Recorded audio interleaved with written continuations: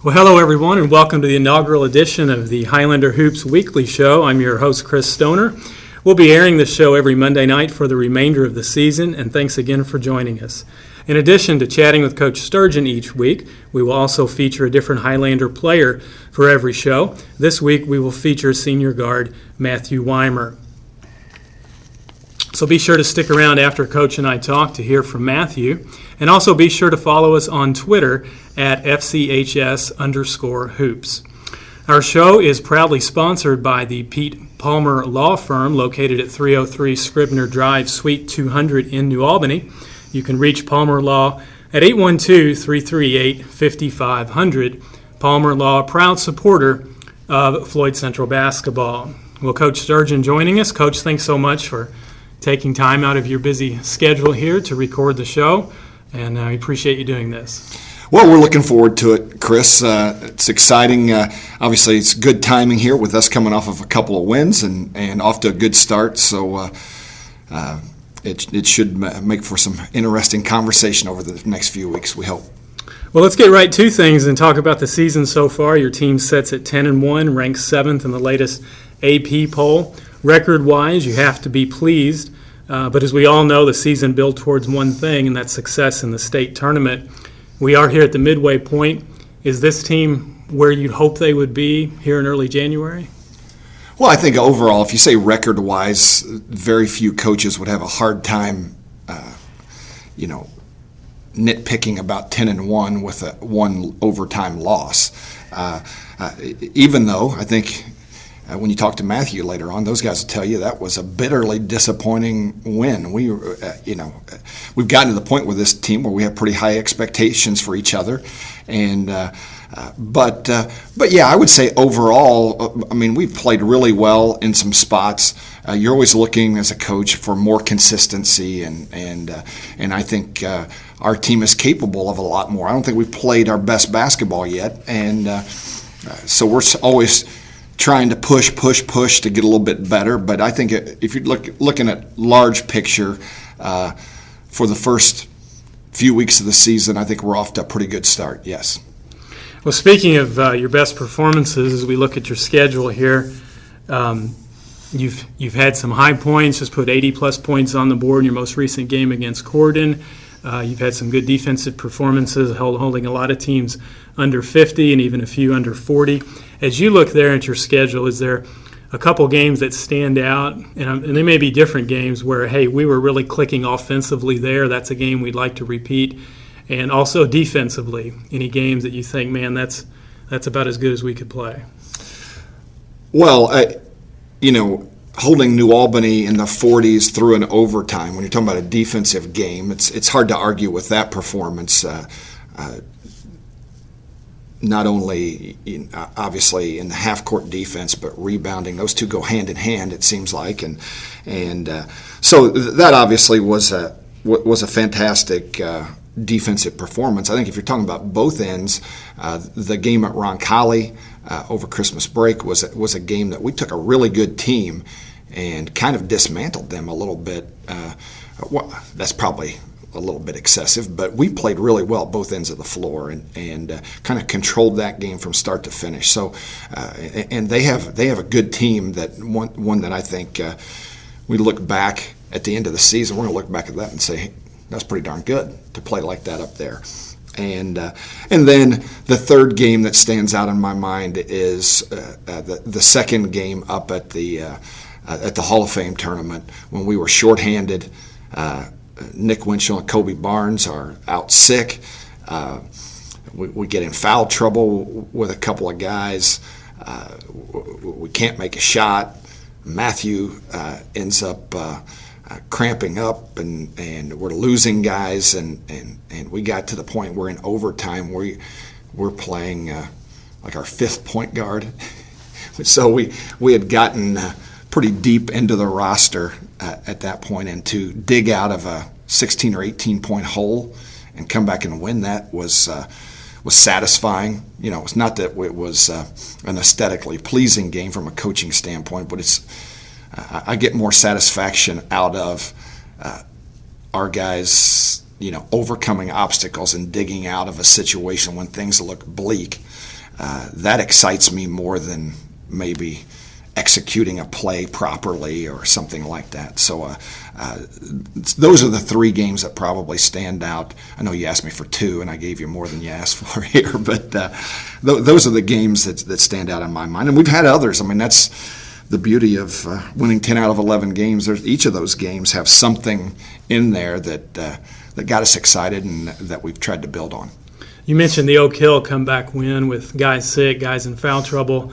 Is that something you as coaches maybe during a game in the future can point out to the guys if, say, Goldman or Weimer or Barnes gets in foul trouble early or God forbid somebody gets hurt, that you can say, hey, guys, remember Oak Hill? We were shorthanded, down 16 in the second half.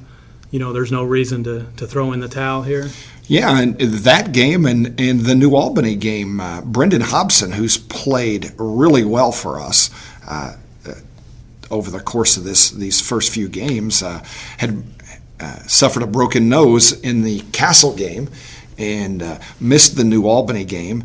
And then Kobe, who played great in the first half of the New Albany game, through dehydration, he ended up spending several hours in the hospital after the game from that game, missed a lot of the second half and overtime in that game. And so that also was a game where we had to overcome some difficult situations. And so I think this team over the last couple of years has built up some toughness that it takes a lot for them to feel like they don't have a chance to win. And so we're fortunate that way. And we've got guys that are used to winning, that these guys have won since they were in junior high. And we've kind of continued that. The guys that, you mentioned the Oak Hill game, Levi Seward was the guy who came in that game and provided us an emotional spark to bring energy that we so desperately needed. And, he's a guy that, let's see if we can back up the last few years. Last year, he was the lead guard on a 22-1 JV team. The year before, he's the lead guard on a 16-1 freshman team. I don't know what their record was in 7th and 8th grade, but they didn't lose a lot. And so there's a guy who's come in, gotten an opportunity, and has competed like, I don't know what the best analogy would be, but he's a tough son of a gun, and he will guard you and guard you and guard you. And has brought some energy and a little bit of toughness to our team that it's nice having a guy like that around for sure. You mentioned his group, the juniors that have done a lot of winning. I know Matt's group, the seniors, have done a lot of winning as well. 19 wins last year, 10-1 this year. Got the monkey or the bulldog off their back for a little while with beating New Albany early in the season. As a coach, you've coached many different levels, long time. Can you put a price tag on a group of kids that just know how to win, and when there's 2 minutes on the clock and it's tied, they all just expect we're going to figure out a way to win? Yeah, that might be the most important thing. And that's something that's hard to quantify when you say okay, why is that? And does it come from they're used to winning and expect to win, and so it's just as simple as they're not expecting something bad to happen, and if it does happen, they figure, well, we'll fix it. And so maybe it's that. Maybe it's that they're as a group are so driven that losing is so distasteful, but they'll just fight to the bloody end to keep that from happening. Probably a combination of that, and then we have some skill and some experience and those things. If you're no good, having a no-quit attitude isn't going to do you any good.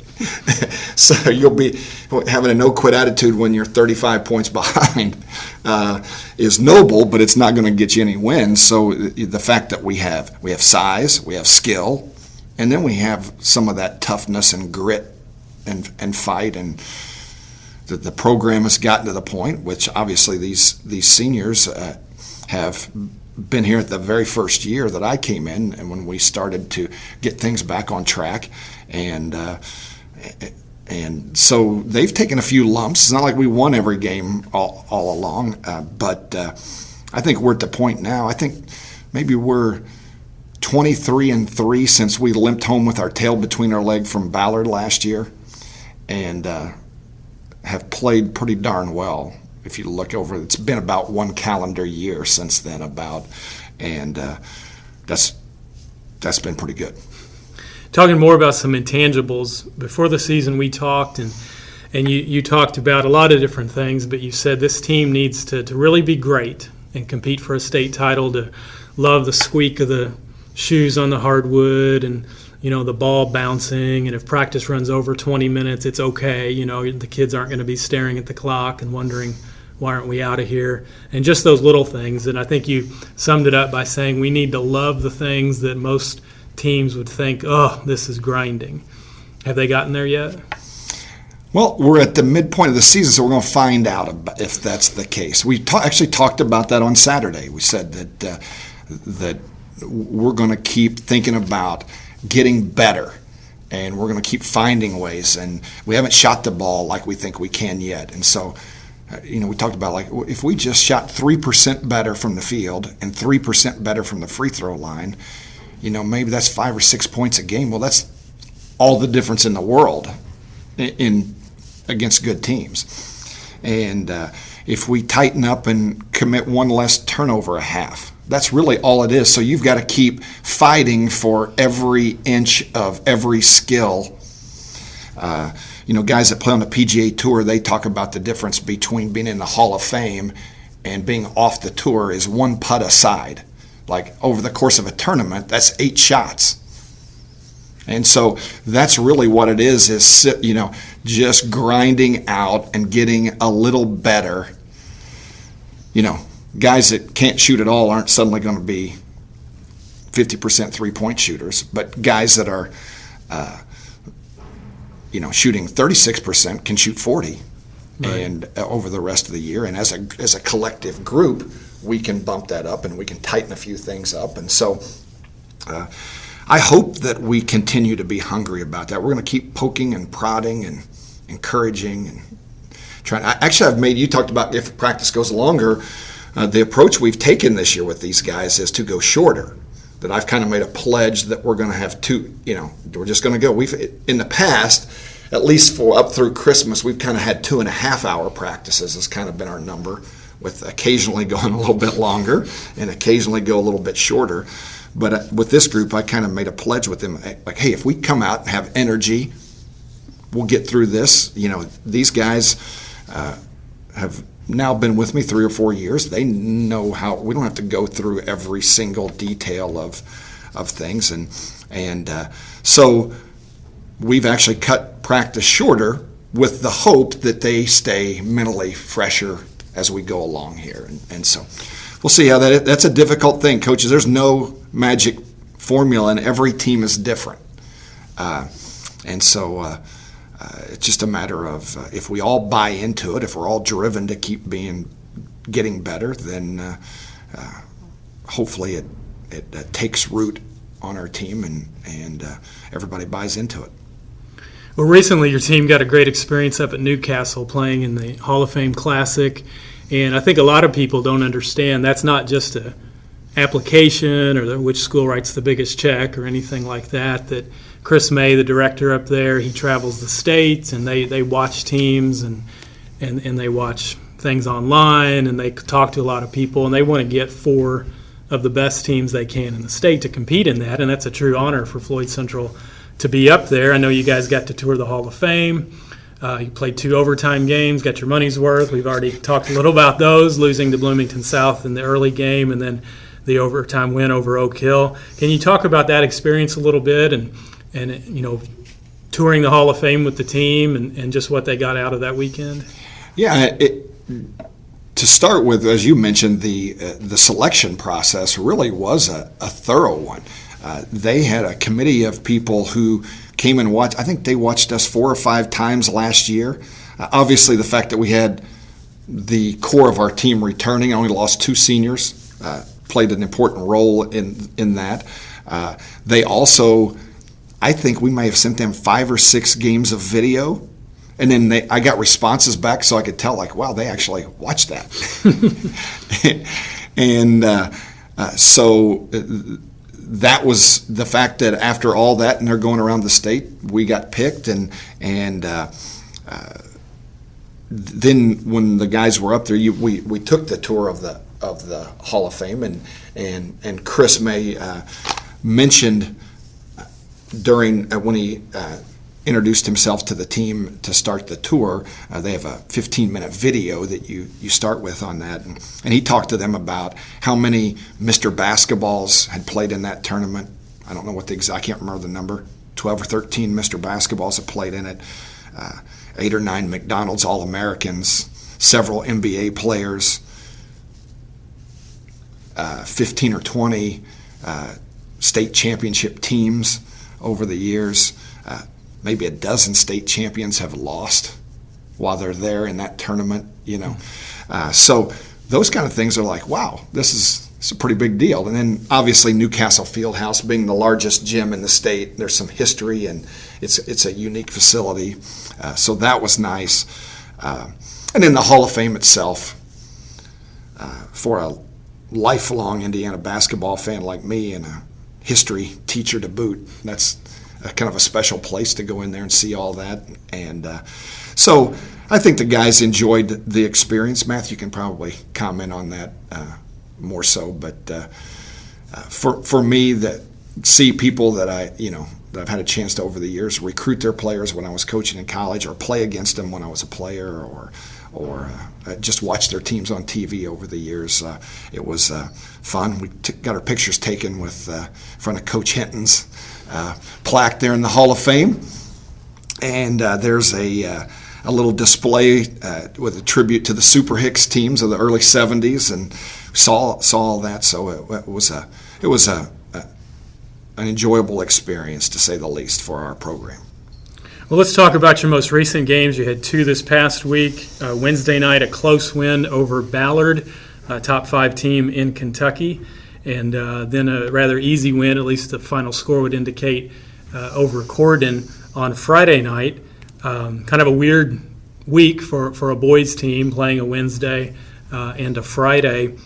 Talk about the Ballard game a little bit, if you will. You controlled the game most of the way, and then the last 4 minutes, Ballard made a big comeback, but you guys held on. Talk about that game a little, if you will.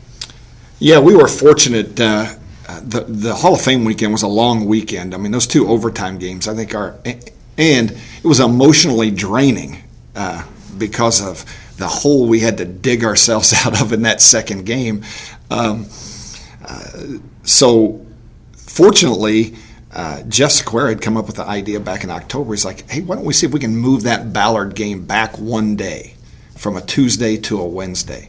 Fortunately, as it worked out, they were able to do that. I think that was a big bump back for us. I think by that one extra day, I think we were back ready to play again. And of course, you never know. If we'd had it on Tuesday, we would have been forced to get ready to play, and we may have also. But Ballard is a difficult team to play against. They are exceptionally quick.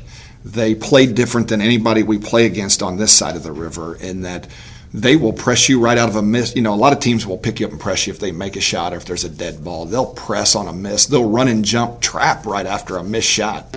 Anytime they got 2 guys together, they'll just trap you all over the court.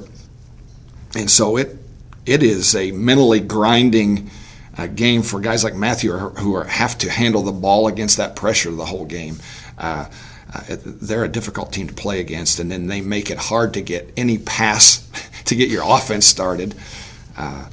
You're not going to be running many plays against them because you just can't. Anything that requires more than one pass, you don't know where anybody's going to be to try to get open. And so they're a different kind of a team. And as you mentioned, we kind of controlled that game for the first 28 minutes or so of that game. Last 4 minutes got hairy. But that's what happens so many times in basketball. I don't care if you're watching NBA games, college games, or whatever. At some point, the team that's getting beaten realizes, like, well, we're probably going to lose anyway. So now the pressure is gone, and they suddenly start making shots. The referees have already decided, well, the one coach has been complaining because he's behind. The other coach is going to win anyway. So if we let a little bit extra go, a couple possessions, everybody will be happy. This guy will get off my back, the other guys, So they kind of get in the spirit of the comeback a little, or at least allow a couple of things. And by the way, I'm not saying that that's a conscious decision. It's just human nature of kind of how everybody kind of lets down. The offensive team, you can say, well, you shouldn't be so conservative with the ball, but you need to shorten the game when you're up 14 points with 4 minutes left. It would be foolish to come down and take quick shots. So all of those things together conspire to many times create a situation where the team that's been behind gets back in it. I tell our guys all the time when we're behind, just keep playing. They'll give us a chance to win. Like, things will, and it's amazing, Matthew after 4 years has heard it enough that it happens time and time again. You're going to have a chance if you just keep playing every possession. The teams that end up, then it goes from 14 to 25 is when, you've probably taken too big of a risk or have kind of given up or what have you. So anyway, I just think that was the Ballard game was a situation where Ballard made some plays, and it's hard to get the ball passed around any possession against them, but especially when you're trying to hold on to the ball a little bit and they're just hyper aggressive in the passing lane and grabbing you and holding you to make it more difficult to get open. And so we managed to hold on there and make some free throws down the stretch and win that game. So that was a really good win for us, especially on the heels of the Hall of Fame games. 2 days later, victory over Corden, a team struggling this year, 84-43. Was there any worry of a letdown, knowing that going back, 2 tough games of the Hall of Fame, we regrouped, we found the energy to beat a very good Ballard team, and their kids, they can read the paper and they see, they're one for the season, we're at home, we're going to, win this easily. Was there any kind of worry there might be a letdown with Corden? I'm always worried that there's going to be a problem. So I think that's just coaching human nature, that you're dealing with the possibility. It's that fear of losing that drives I heard Nick Saban talking today on ESPN. I had an interview with him, and they asked him, which does he enjoy, winning more, which is bigger, the joy of winning or the fear of losing? And he's like, losing is bigger. Those one games stick with you longer, and that's what drives you to not let that happen. And anyway, yes, we thought there was a possibility that we always feel like we can lose. Now, playing at home with a veteran team, I thought we were in good shape as long as we had some energy. That we weren't going to be emotionally sky high for that game. In fact, I talked to the team very frankly about, obviously Corden's not having a good year. We're not going to be at an emotional peak 23 times during the regular season.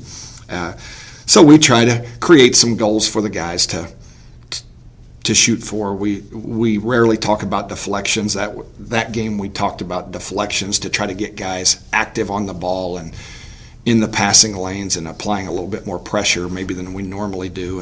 And so we reached that goal, and I was with the threat of sprints if they didn't make it. So there was a little added incentive. Of course, Matthew thought that was a really good idea since he wasn't playing, that he thought that was a good idea if those guys that were playing would have to run some sprints if they didn't make that goal. So fortunately we did. We went well beyond the deflection goal for that game, and I think they made some shots. I think the way that game started would be a reflection of when they start making shots. Had we not had some, again, we weren't emotionally sky high, but our energy was pretty good, I thought.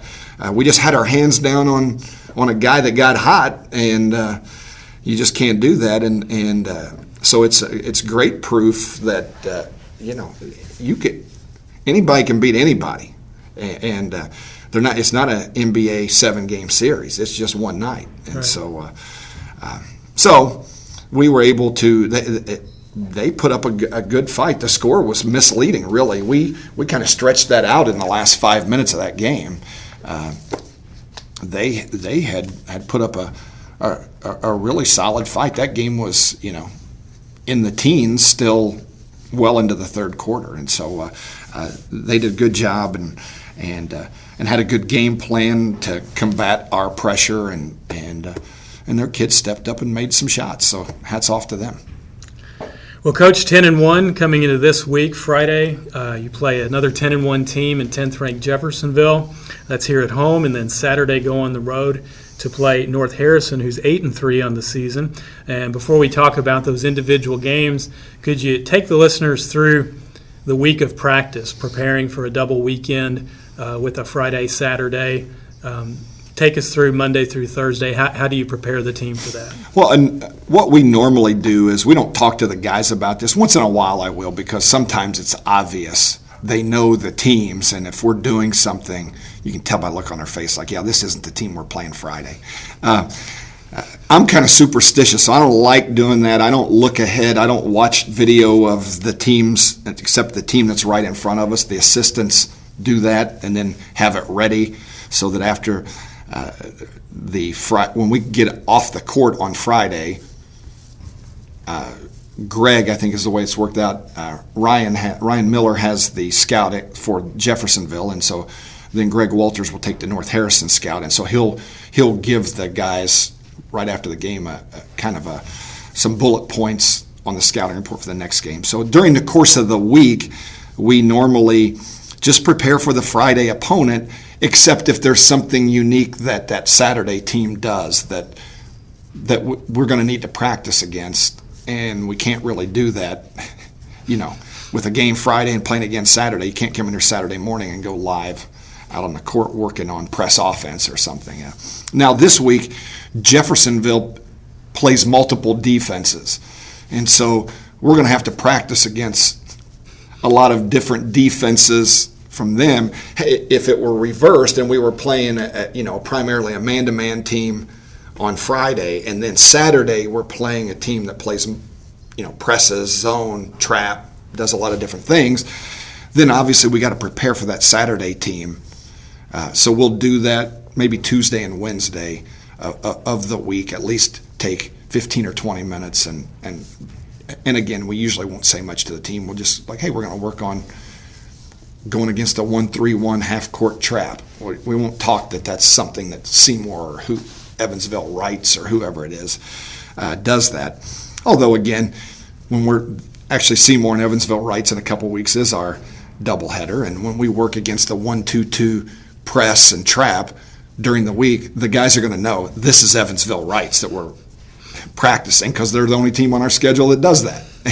And so we don't try not to talk too much about the Saturday team, because we want to try to stay locked in on that Friday opponent, and then we'll move on to Saturday when the time comes.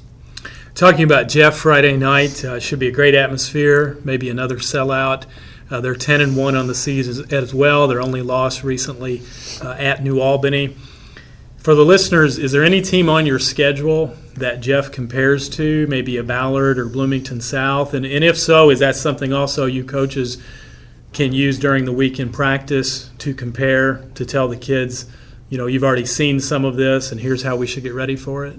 Yeah, I don't know if they fit exactly into the mold of any team that we've played. They have some unique things about their team, but would be similar to a Ballard team in that they do a lot of full court stuff, that they have some quickness and athleticism. I'm not sure that Ballard has anybody quite like Bailey Falkenstein. Just Bailey's kind of a unique player, that he's a strong guy who, if he just gets his shoulders or his hips just barely in front of you, he's hard to stop. And and has a great mid-range game that not very many players have anymore. Where he can drive and pull up and knock it in, and so he's a unique player. And then they've got they're going to be a tough matchup. We've told the team that they have the physical capability and some size and athleticism to match up with us that most teams have not, and that we won't just be able to stand in spots and throw it inside and whip them inside without doing some things well to prepare for that. So they present a lot of challenges, and we look at this like, they're not exactly like Bloomington South or New Albany or Ballard, but they're in that class of teams. And obviously they're coming off of a bitter disappointment at New Albany. Well, they're not the first team that's went over to New Albany. I remember a team in green that went over there last year and got whacked pretty good because we weren't quite ready to play and got knocked back on our heels. And so that can happen to anybody. That's the reason why there's almost never an undefeated team anywhere, college, high school, whatever it is. And so that's just part of the length of the season and going on the road against top 10 teams. That's the reason why I was so pumped up about the Roncalli game. That's a good team on the road. So those are special wins when you can do that. And so Jeff didn't quite get that done, but that was a very misleading game about as far as what kind of team they have. If you just looked at that one little window into their season, you would get fooled about how good a team they have. Well, I know you said you don't like to look too far ahead or past the next game, but North Harrison Saturday. On the road, they're 8-3. They've won 4 straight. Some interesting history, I always think, when Floyd and North play, because Floyd started out in the Mid-Southern Conference back in the 60s and 70s, and North Harrison's still in the Mid-Southern, of course. These two schools used to be in the same sectional. And I think the interesting thing for me about Saturday night's game at North Harrison is they're going to have a lot of extra fans there. And they always fill the seats anyway, but they have a good team. Here comes big, bad, top 10 Floyd Central to town. Is that something, have you talked about to your kids that like, hey, now it's a thing when we go on the road, teams are going to get a little more amped up to play us because of the record, the ranking, things they're reading in the paper, what have you? Well, we've talked about that in general, that we've got to be ready anytime we go on the road because teams, that's what comes along with starting to develop a little bit of reputation, and you get invited to those Hall of Fame games, and that starts to get people's attention. You got guys on your team that are, being recruited by colleges, and that's, makes its way across social media and all that. And other guys feel like I should have been the one being recruited and want to prove a point and all those things. So we've talked about it in general. We haven't talked about Saturday night at all, nor will we. But until the Jeffersonville game's over, and then we'll handle the next game when the time comes. But there's no question that it'll be a difficult game for us. But I've told them we're not going to shy away from that. We want to embrace that. I've told them over the last 4 years, there's nothing. I won't say nothing in life, very few things in life that are more fun than being on a really good team and taking that on the road, and the fans are lined up early and yelling at you and all that. And I quote the country music song, 10 feet tall and bulletproof. That's the way we want to feel like it. Bring it. Let's go play. Bring all the fans you want, and let's see how good we are. So we'll embrace that when the time comes to go on the road, but we cannot afford to look ahead whatsoever when facing what Jeff is going to bring in here on Friday night. I've got to say, of all the analogies and movie quotes you've used over the years, I did not expect a country song right there. I expected the Pete Rose quote of "They don't boo nobodies," I hope to get booed.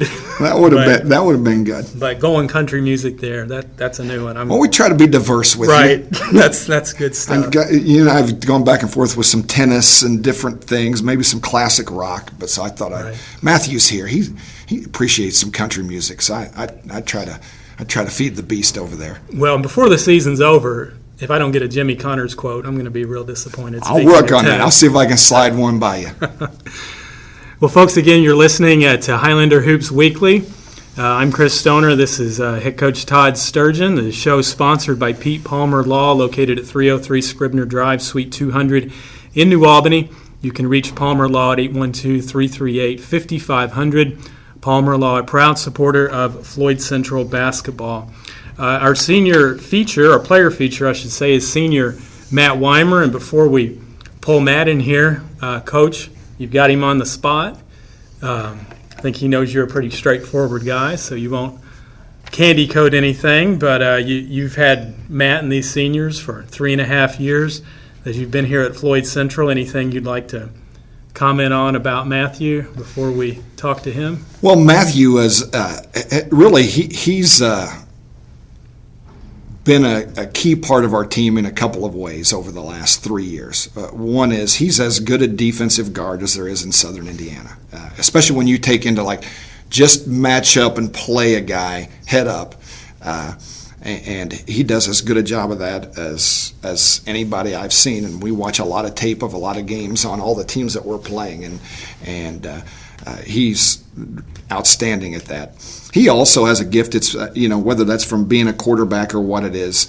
He's a tremendous at remembering things that we've done in the past and having ideas. And I have a tendency to tinker with the offense, and I can say something to him about well, that's that one thing we did a couple of years ago, in a certain game, and he can pick up on that. He comes right out of football and walks in the first day and knows stuff that we're running better than guys that have been in practice, all fall and working out. And so he really has a gift that way to kind of run the team, know what's going on, have ideas during the game, and then also be a fierce competitor defensively. And then be the guy that's, at the end of the game, we're trying to get the ball to and let him knock down free throws to salt the game away. So he's played obviously a key role in us getting this program back on its feet the last 3 years. Well, Matthew, don't let all those kind words go to your head, okay? You might run tomorrow at practice. But Matthew, thanks for taking your time, coming in and joining us. Thanks for having me. So talk about the season a little bit. Coach and I were talking, and you heard us here that just about how the program has come so far in your 4 years. And even after the New Albany win, I was impressed that, you mentioned your middle school coaches. Mm-hmm. Talking about your dad and Coach Brett Eads, and that was impressive to me, that how much they meant to you just in that moment right after beating New Albany. I know your dad was a multi-sport player here at Floyd Central back in the early 90s, and so what's it mean to you to be a part of a team, a group of guys led by Coach Sturgeon that has brought Floyd Central basketball back to where it should be? It's great. Being a little kid growing up around here, that's one of the things you always want to be, is bringing the program back. And when I was younger, we didn't really win a lot, especially against New Albany or the Jeffs around here. And it's been 14 years since we beat New Albany, and that was something great, one of our milestones that we had this year. And like Coach said earlier, this is his first 4-year class that he's had for 4 years, and I really think that this senior class has really stayed together. We've worked hard over the 4 years. We've believed in what him and Coach Miller have taught us, and we've really taken that and we've just ran with it, and that's what I think one of our key successes of this season has been so far. Well, no, you also play football. You've quarterbacked the football team the last few years. This past season, another successful season, reached the sectional final. Maybe a little bad luck, happened to run into the eventual state champs in 5A in Columbus East.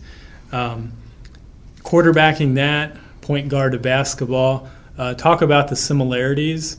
And when you're on the court, how much do you draw from your football experience as far as running the offense out there as quarterback to the basketball court? I think it's very similar.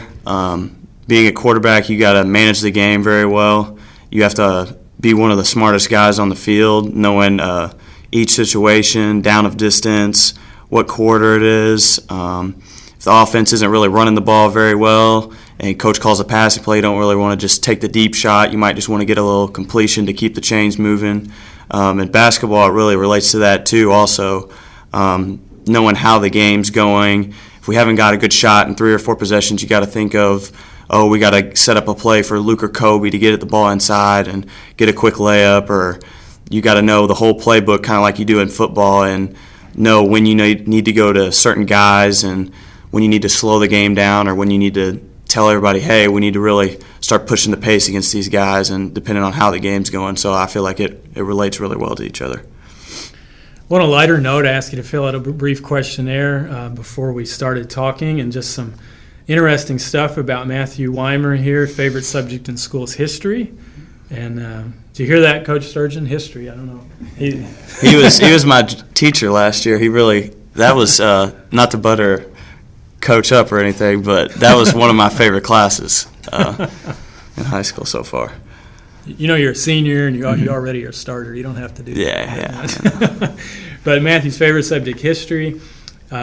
Hobbies, play video games, like to play sports in the neighborhood with friends, which that's reassuring to hear since it seems like no kids ever do that anymore. Your favorite TV show, Impractical Jokers.